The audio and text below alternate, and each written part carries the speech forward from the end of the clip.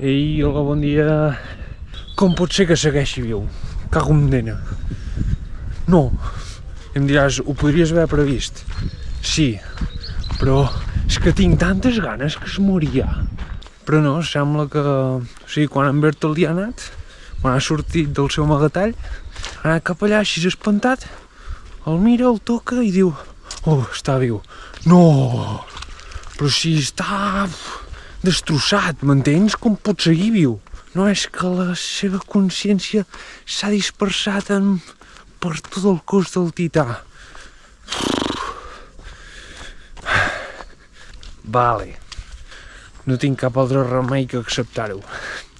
Bueno, i llavors en Bertolt diu: vale, em converteixo en tità jo. Però així no sé per què, doncs fa una explosió així gratuïta. Pam! I sembla que la Hans sí que l'hem perduda. M'ha decepcionat, en Bertolt. Jo crec que era un bon fitxatge. L'Armin ho ha intentat parlar, però no sé, se'l veia diferent en Bertolt. Tenia com molt clar. És que de la manera que parlen, ell i en Reiner, és com que no tenen cap altra opció, saps? I li diu: heu sigut molt bons companys, però al mateix temps us he de matar. I l'Armin li diu: és perquè som cruels o alguna cosa així? I diu: no, però us he de matar.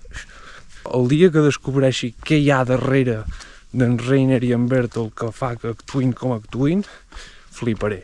Però bueno, jo pel que sé ara continuo pensant que, tot i que estiguin obligats, ells tenen la decisió d'obeir o no, saps?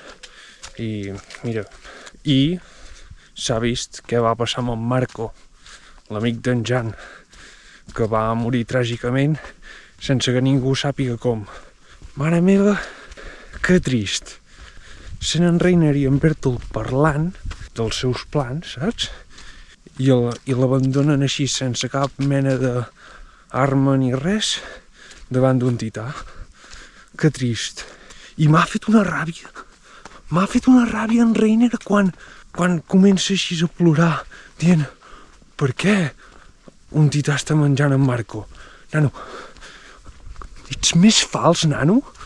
I l'Òscar com a millor actor d'Attack on Titan és per en Reiner i la seva llagrimeta, que pots arribar a pensar, no, és que realment li sap greu, però que has sigut tu, m'entens?